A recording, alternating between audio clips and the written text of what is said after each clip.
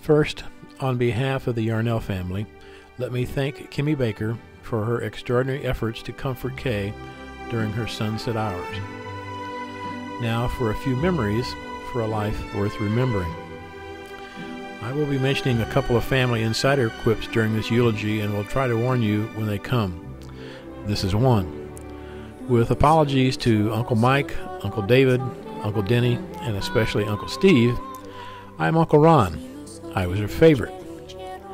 As some of you know from my recent loss, I choose to celebrate life and give little acknowledgement to death.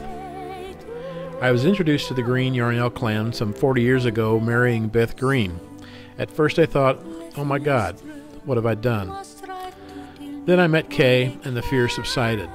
She converted me from an outlaw to an in-law. So, who was Judith K. Yarnell? Many things, including a daughter, a sister, an aunt, a niece, a cousin, a co-worker, and a best friend you could ever have. You became addicted to her smiling, welcome manner. You know, I can remember never saying to Beth or her to me, hey, we're going down to Judy's or we're going to Teddy's. It was always, we're going to Kay's place. She was many other things also. She's the person who kicked Paraplesia's butt.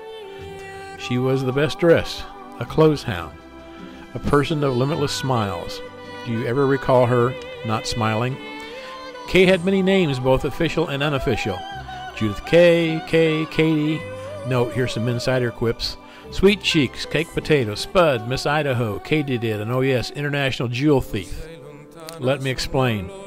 We had the good fortune to accompany the Yarnells to Europe some years back, and we stopped at a small town in Austria. Kay found a jewelry store, bling to her, and so we had to go inside, and she shopped for a ring. They lowered trays of rings down to her lap, since she was in a wheelchair, and she tried on several rings and finally decided on the one she wanted to purchase.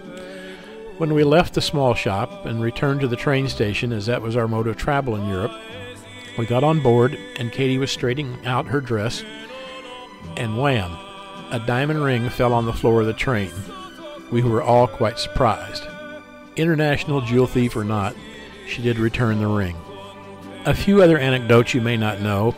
Whenever she came across a nice-looking young man, she would whisper to the person with her, "Smedley doo-wop." Remember that phrase? In her college days, rooming with her sister Karen, you understand that every time people went to events around the college campuses, their backpacks were checked for liquid contraband. Well, you understand that Kay always had a backpack on the back of her chair, and for some reason, security never checked her backpack. Yes, Sister Karen was such a charming influence during Kay's formative years. Some years ago, Beth was pushing Kay down the sidewalk, and a woman slowly approached in a car and pulled over towards the curve, looked at Kay, looked at Beth, and said, "What's wrong with her?"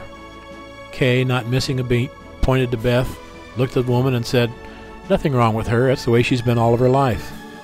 You might also understand that Pepsi-Cola owes Kay a great amount of marketing fees. She was always carrying around with her in her chair, in her lap, a warm Diet Pepsi, which she drank from all day. There was nothing that gal didn't do. She was also known as the cruise queen. I can't count the number of cruises she went on. And finally, does this remind you of someone?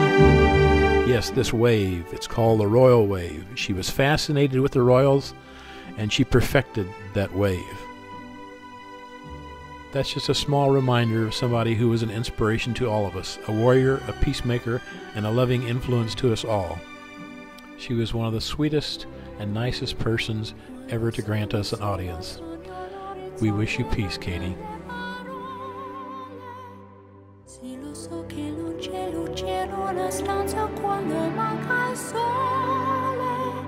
Se non ci sei tu con me su le finestre, mostrar tutto il mio cuore che hai acceso.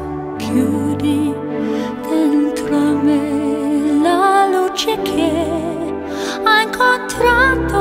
strade